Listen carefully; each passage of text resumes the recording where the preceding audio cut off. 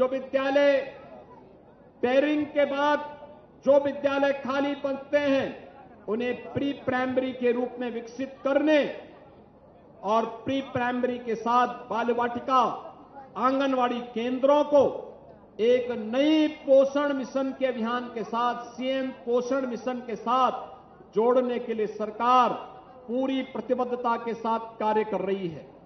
हमारा भविष्य जितना उन्नत होगा, जितना हमारा वर्तमान उन्नत होगा, उतना ही भविष्य सुरक्षित होता हुआ दिखाई देगा। इन बच्चों को अभी से पोषण मिशन के साथ जोड़ करके भविष्य की उन संभावनाओं को आगे बढ़ाने के लिए हम सबको तैयार होना होगा और उस तैयारी के लिए राज्य सरकार ने सीएम पोषण मिशन की एक स्कीम उन बच्चों के लिए लागू की है। बेसिक एजुकेशन में पहले इस बात को तैयारी कर दी गई है कि कोई भी विद्यालय बंद नहीं होगा। 1 किलोमीटर से अधिक की दूरी पर किसी भी बच्चे को न जाना पड़े, यह भी हम ध्यान रखेंगे। और माध्यमिक शिक्षा में मुख्यमंत्री प्रोजेक्ट अलंकार स्कीम के अंतर्गत उन्हें आज के अनुरूप राष्ट्रीय शिक्षा नीति की भावनाओं के अनुरूप नए पाठ्यक्रम के साथ जोड़ने के लिए सरकार पूरी प्रतिबद्धता के साथ कार्य कर रही है। आज प्रोजेक्ट अलंकार से जर्जर पड़े हुए विद्यालय आज एक नए भवन के रूप में, डिजिटल लाइब्रेरी के रूप में, स्मार्ट क्लास के रूप में और अपने नए स्वरूप के रूप में शिक्षा, स्कूली शिक्षा के एक मॉडल बनते जा रहे हैं। कस्तूरबा गांधी विद्यालय में वहां पर अध्ययनरत कमजोर तबके की उन बालिकाओं के लिए उन्हें सीनियर सेकेंडरी लेवल तक पहुंचाने के लिए भी सरकार ने सभी विद्यालयों को आगे बढ़ाने के लिए धनराशि जारी की है।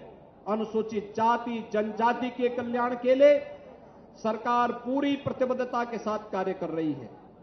सरकार ने तय किया है कि उनके छात्रावास, जहां भी छात्रावास है, उन छात्रावासों की व्यवस्था को और सुदृढ़ करना, उनकी व्यवस्था को बेहतर करना, बाबा साहब डॉक्टर भीमराव अंबेडकर के उन सपनों को साकार करना, जिन्होंने हर नागरिक से और खास तौर पर अनुसूचित जाति जनजाति से जुड़े हुए छात्रों का आह्वान करते हुए बाबा साहब ने कहा था कि अगर सामाजिक विषमता को दूर करना है, हमें शिक्षा पे ध्यान देना होगा। हमें आर्थिक रूप से संबल बनना पड़ेगा, मजबूत बनना पड़ेगा और शिक्षा उसका बेहतरीन माध्यम बन सकता है।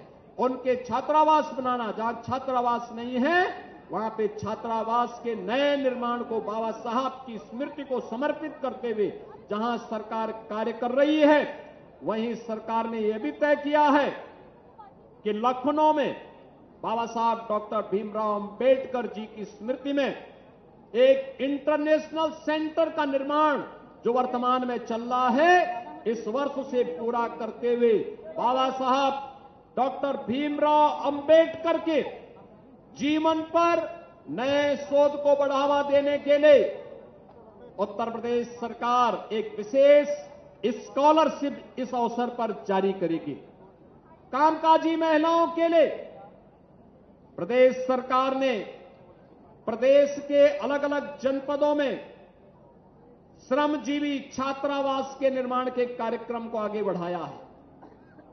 हमारा यह विश्वास है कि उत्तर प्रदेश ने पिछले 8 वर्ष में कामकाजी महिलाओं के कार्य को आगे बढ़ाने के लिए, प्रोत्साहन को और समाज में उनके कंट्रीब्यूशन को आगे बढ़ाने के लिए उनकी संख्या 14% से बढ़कर के अब 35% आज प्रदेश के अंदर महिलाएं अपने स्वयं स्वावलंबन के पथ पर अलग अलग सेक्टर में, इंडस्ट्री से लेकर के बैंकिंग, कॉरस्पॉन्डेंट सखी या फिर उत्तर प्रदेश पुलिस बल का हिस्सा बनकर के कार्य कर रही हैं। आने वाले समय में इस संख्या को अब 35 से बढ़ाकर के 50% तक पहुंचाने की तैयारी के साथ राज्य सरकार कार्य कर रही है और जहां आवश्यकता पड़ेगी वहां पर उन बेटियों के लिए उन बहनों के लिए हर जनपद में छात्रावास के निर्माण के कार्यक्रम को उन्हें सुरक्षित माहौल देने के लिए राज्य सरकार पूरी प्रतिबद्धता के साथ कार्य करेगी। इस दिशा में लगातार सरकार के द्वारा मिशन शक्ति के माध्यम से अपना यह अभियान आगे बढ़ाया जा रहा है। सुरक्षा का एक बेहतरीन माहौल हो, उस सुरक्षा के माहौल की शुरुआत उत्तर प्रदेश पुलिस बल में हम लोगों ने महिलाओं के 20% हॉरिजॉन्टल रिजर्वेशन के माध्यम से आगे बढ़ाया और आज उत्तर प्रदेश में भी हाल ही में 60,200 से अधिक पुलिस कार्मिकों की जो भर्ती हुई थी, मुझे बताते हुए प्रसन्नता है कि इसमें 12,000 से अधिक अकेले बेटियों ने भर्ती होकर के उस कीर्तिमान को अपना कायम रखा है कि जो 20% महिलाएं और बेटियां भर्ती होंगी वह आज उत्तर प्रदेश पुलिस बल का हिस्सा बन करके उत्तर प्रदेश की सुरक्षा को एक मॉडल के रूप में प्रस्तुत भी कर रही है। बहनों और भाइयों, उत्तर प्रदेश आज भारत का ग्रोथ इंजन बनकर के उभरा है। जो भी राज्य, जो भी समाज अपने सामर्थ्य पर अपनी संभावनाओं को आगे बढ़ाने के लिए उस पर विश्वास करेगा, उसके सामने आगे बढ़ने की व्यापक संभावनाएं हैं और उन संभावनाओं को उत्तर प्रदेश ने टटोला है, उसको जाना है, उसको समझा है। हम लोग उस दिशा में निरंतर प्रयास कर रहे हैं। आपने अभी हाल ही में देखा होगा कि उत्तर प्रदेश विधानसभा में अक्सर लोगों की धारणा होती है कि विधायिका में कामकाज का माहौल कम दिखता, लेकिन आपने देखा होगा कि 17वीं विधानसभा में भी और 18वीं विधानसभा में भी कैसी विधायिका कार्य करती है, रात रात भर जग करके कार्य करती है। उसका एक मॉडल आपने देखा होगा। रात्रि भर पहले 36 घंटे तक सस्टेनेबल डेवलपमेंट गोल्स पर उत्तर प्रदेश की विधानसभा में 17वीं विधानसभा में लगातार 36 घंटे से अधिक समय तक चर्चा हुई थी। ये सस्टेनेबल डेवलपमेंट गोल्स क्या हैं? ये गोल्स वही हैं जो एक आम नागरिक की आवश्यकता है, जिसके लिए केंद्र में प्रधानमंत्री मोदी जी के नेतृत्व में पिछले 11 वर्ष के अंदर कुछ बेहतरीन कार्य हुए हैं, जिनके बल पर आज भारत दुनिया की एक बड़ी आर्थिक ताकत बनकर के आगे बढ़ा है। और प्रधानमंत्री जी के उसी आह्वान पर उत्तर प्रदेश विधानसभा में, विधान परिषद में, दोनों सदनों में लगातार ये चर्चा इस बात की ओर हम सबका ध्यान आकर्षित करता है कि नहीं, विधायिका चाहे तो हर कार्य को संभव कर सकती है और उत्तर प्रदेश की विधायिका ने वो करके दिखाया है। पहले sustainable development goals, quality education हो, क्वालिटी एजुकेशन पर सबका अधिकार हो, अटल आवासीय विद्यालय, पीएम श्री विद्यालय, मुख्यमंत्री कंपोजिट विद्यालय, कस्तूरबा गांधी विद्यालय के मॉडल, आश्रम पद्धति के विद्यालय के मॉडल इस बात के प्रमाण हैं। प्रदेश के अंदर स्वास्थ्य के बारे में चर्चा हुई थी सस्टेनेबल गोल्स में। आज याद करिए, जिस राज्य में आजादी के समय 2 मेडिकल कॉलेज थे, जिस राज्य ने 1947 से लेकर 2017 तक केवल 40 मेडिकल कॉलेज का निर्माण निजी क्षेत्र में और सरकारी क्षेत्र में किए हो, बनाए हो, वह राज्य 8 वर्ष में 40 नए मेडिकल कॉलेज और 2 एम्स का निर्माण करने में सफल हुआ है। हर जनपद में डायलिसिस की सुविधा उपलब्ध करवाने में, हर जनपद में ब्लड ट्रांसफ्यूजन के लिए ब्लड एप्रेसिस यूनिट लगाने में सफल हुआ है। वह राज्य है जिसने अपने यहां ट्यूबरक्लोसिस को पूरी तरह मुक्त करने के एक नए अभियान को प्रधानमंत्री मोदी जी के साथ जुड़ करके अब तक 7,700 अधिक ग्राम पंचायतों को ट्यूबरक्लोसिस से मुक्त करने की घोषणा कर दी है और लगातार इस दिशा में प्रयास हो रहा है। हर राष्ट्रीय मिशन हमारे जीवन का हिस्सा बनना चाहिए। आज उस दिशा में कार्य हुए हैं। कृषि के क्षेत्र में सस्टेनेबल डेवलपमेंट गोल्स पर हुई चर्चा का परिणाम है कि आज कृषि को, हमारे अन्नदाता किसानों को प्रधानमंत्री किसान सम्मान निधि का लाभ प्राप्त हो रहा है।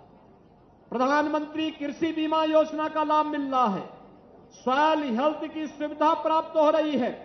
प्रधानमंत्री कृषक बीमा कृषि सिंचाई योजना का लाभ प्राप्त हो रहा है और कृषि विज्ञान केंद्रों के माध्यम से नई तकनीक और नए बीज को आगे बढ़ाने का भी लाभ मिल रहा है। और लखनऊ में उन्नत नस्ल के बीज, उन्नत किस्म के बीज हमारे अन्नदाता किसानों को प्राप्त हो, जिनकी उनकी लागत को कम किया जा सके। इसके लिए पूर्व प्रधानमंत्री भारत रत्न चौधरी चरण सिंह जी के नाम पर एक सीड पार्क का निर्माण हम लखनऊ में ही करने जा रहे हैं। जल संसाधनों की व्यवस्था हो, उसका बेहतर उपयोग हो। एक ओर हर घर नल और दूसरी तरफ 23 लाख हेक्टेयर से अधिक सिंचन की क्षमता अर्जित करना, यह उत्तर प्रदेश ने करके दिखाया। पिछले 8 वर्ष में करके दिखाया है। 15 लाख से अधिक अन्नदाता किसानों के लिए फ्री में ट्यूबवेल का कनेक्शन उन्हें उपलब्ध करवाया गया। बिजली का भुगतान सरकार करेगी, लेकिन अन्नदाता किसान की लागत कम होगी तो किसान के चेहरे पर खुशहाली है। तो चौधरी साहब के अनुसार देश अपने आप खुशहाल हो जाएगा और उन्हीं भावनाओं को हम लोगों ने इसके माध्यम से आगे बढ़ाने का, स्किल डेवलपमेंट के माध्यम से उत्तर प्रदेश के युवाओं को आगे बढ़ने की नई संभावनाओं और उनके रोजगार के साथ जोड़ने का कार्यक्रम। और इसीलिए सरकार ने तय किया है, हम लौह पुरुष सरदार वल्लभ भाई पटेल की स्मृति में उनके नाम पर हर जिले में एक एम्प्लॉयमेंट जोन की स्थापना करेंगे। लगभग 100 एकड़ क्षेत्रफल में फैले हुए इस एम्प्लॉयमेंट जोन में न केवल उद्योग की सभी प्रकार की तकनीक को देंगे, बल्कि स्किल डेवलपमेंट के माध्यम से आज की न्यू एज टेक्नोलॉजीज के साथ हम अपने युवाओं को जोड़ने का काम करेंगे और इस पर सरकार ने कार्य आगे बढ़ाया है। इंफ्रास्ट्रक्चर के लिए कैसे मॉडल होने चाहिए? उत्तर प्रदेश का एक्सप्रेसवे, जिस राज्य में तो एक्सप्रेसवे हुआ करते, दो भी पूरे एक्सप्रेसवे नहीं थे, आज उस राज्य में 7 एक्सप्रेसवे वर्तमान में 8 वर्ष में क्रियाशील हुए हैं। 5 पे काम चल रहा है और 10 नए एक्सप्रेसवे के लिए सर्वे की कार्रवाई आगे बढ़ चुकी है। प्रदेश में एयरपोर्ट 2 थे, आज 16 एयरपोर्ट फंक्शनल हैं, क्रियाशील हैं। इंटरनेशनल एयरपोर्ट एक नया 5वां एयरपोर्ट जेवर गौतम बुद्ध नगर जनपद में बन रहा है, जो उत्तर प्रदेश की आर्थिक शक्ति के एक नए गढ़ के रूप में प्रस्तुत हुआ है। बहनों और भाइयों, आज उत्तर प्रदेश सर्वाधिक मेट्रो संचालित करने वाला राज्य, देश की पहली रैपिड रेल संचालित करने वाला राज्य है। आज उत्तर प्रदेश देश के अंदर सर्वाधिक रेलवे नेटवर्क वाला राज्य है। सबसे बड़ा एक्सप्रेस वे के नेटवर्क के रूप में आज उत्तर प्रदेश की पहचान हो रही है। आज बेहतरीन इंफ्रास्ट्रक्चर के साथ उत्तर प्रदेश की पहचान हो रही है। तो जहां हमने सस्टेनेबल डेवलपमेंट गोल्स के माध्यम से पर्यावरण अनुकूल हम डेवलपमेंट को आगे बढ़ा सकें, याद करिए पिछले 8 वर्ष में आप सबके सहयोग से राज्य सरकार ने लगभग 247 करोड़ वृक्षारोपण के कार्यक्रम को सफलतापूर्वक आगे बढ़ाने में सफलता प्राप्त की। उत्तर प्रदेश का फॉरेस्ट कवर बढ़ा है। अब तो इसको भारत सरकार ने भी और फॉरेस्ट रिसर्च इंस्टीट्यूट ने भी स्वीकार किया है कि उत्तर प्रदेश अपने फॉरेस्ट कवर को आगे बढ़ाने में सफल हुआ है। और ये तभी संभव हो पाया जब विधायिका में इस पे चर्चा हुई, इसको आगे बढ़ाने में हमें सफलता प्राप्त हुई। आज उत्तर प्रदेश ने पिछले, आपने देखा होगा 13 और 14 अगस्त को पूरी रात्रि भर उत्तर प्रदेश विधायिका में एक नए मुद्दे पर चर्चा हुई। प्रधानमंत्री जी के एक नए संकल्प के साथ उत्तर प्रदेश विधायिका ने चर्चा की और चर्चा थी विकसित भारत, विकसित उत्तर प्रदेश। आत्मनिर्भर भारत, आत्मनिर्भर उत्तर प्रदेश। आत्मनिर्भरता के इस लक्ष्य को प्राप्त करने के लिए स्वदेशी वोकल फॉर लोकल के इस अभियान के साथ हम सबको मिलकर के कार्य करना होगा। उस अभियान के साथ आगे बढ़ना होगा। इसके लिए 3 थीम पर हम लोगों ने कार्य करना प्रारंभ किया है। अर्थ शक्ति पर, सृजन शक्ति पर और जीवन शक्ति को लेकर के 12 सेक्टर चिन्हित किए हैं। इन 12 सेक्टर को लेकर के आज राज्य सरकार इस दिशा में कार्य कर रही है। बहुत शीघ्र हम प्रदेश के अंदर के उन बुद्धिजीवियों के साथ जिनमें रिटायर्ड आईएएस, रिटायर्ड आईपीएस, विश्वविद्यालयों के कुलपतिगण, पूर्व कुलपतिगण, पूर्व प्राध्यापकगण, विषय विशेषज्ञगण, कृषि हो या फिर जीवन के अलग अलग सेक्टर में जिनके पास एक व्यापक अनुभव है, विशेषज्ञता है, उन सभी के अनुभव को लेकर के 500 ऐसे विशेषज्ञों की एक सूची तैयार करके उनके साथ बैठने वाले हैं। वे हर विश्वविद्यालय में जाएंगे, हर महाविद्यालय में जाएंगे। हमारा हर जनप्रतिनिधि हर अपने अपनी विधानसभा में, अपने अपने संसदीय क्षेत्र में वहां के नागरिकों के साथ बैठेगा। समाज के अलग अलग तबके के साथ, कोई महिलाओं के साथ, कोई युवाओं के साथ, कोई श्रमिकों के साथ, कोई व्यापारियों के साथ, कोई उद्यमियों के साथ, कोई हस्तशिल्पियों के साथ, कोई कारीगरों के साथ, उनके साथ बैठ करके और विकसित भारत के इस रोड मैप को कैसे हमें आगे लेके चलना है, विकसित उत्तर प्रदेश के इस रोड मैप पर चर्चा करके उनके बहुमूल्य सुझावों को आगे बढ़ाएगा। हमारा प्रयास है 5 प्रदेश के अंदर हर परिवार का एक सुझाव, कम से कम एक सुझाव हमें जरूर प्राप्त हो और हर सुझाव के बाद यहां पर एक टीम उनका मूल्यांकन करेगी। नीति आयोग के साथ हम उसका मूल्यांकन करेंगे।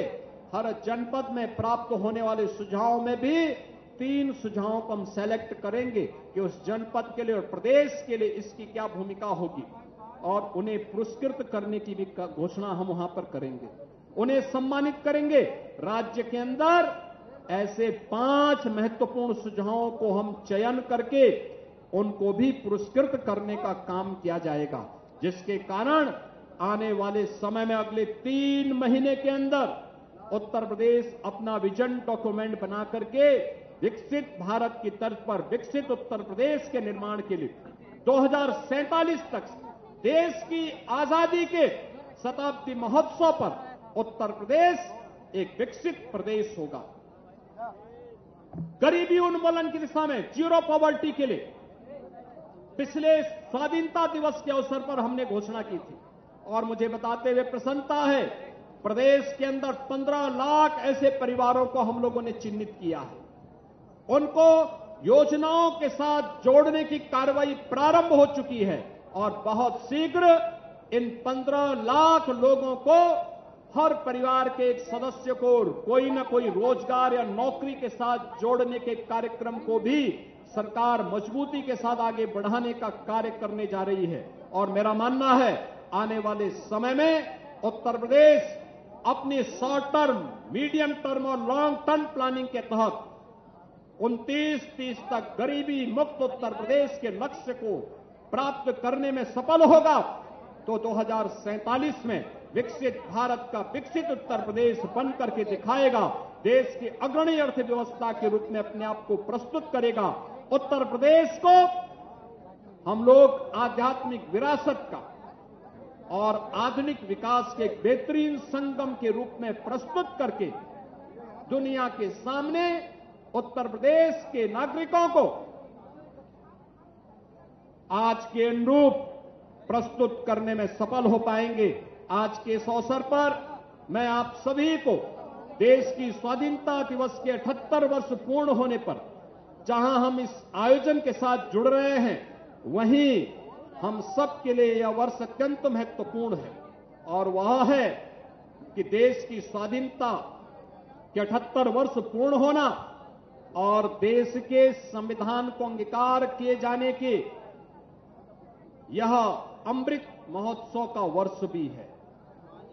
बाबा साहब भीमराव अंबेडकर ने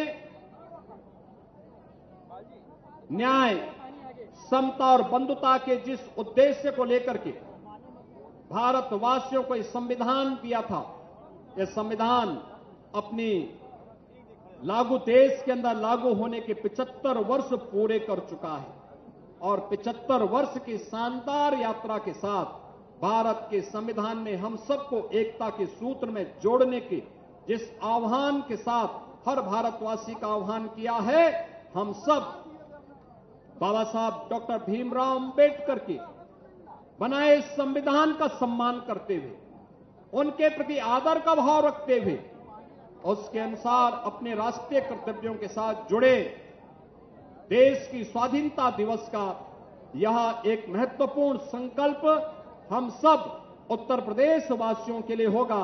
एक बार फिर से मैं आप सभी को देश की आजादी की 78 वर्ष पूर्ण होने के उपलक्ष्य में हृदय से बधाई देता हूं। आप सबके प्रति अपनी शुभकामनाएं देता हूं। कल जन्माष्टमी का पावन पर्व भी है। आप सभी को जन्माष्टमी की भी हृदय से बधाई और मंगल में शुभकामनाएं देते हुए अपनी वाणी को विराम देता हूं। धन्यवाद। जय हिंद।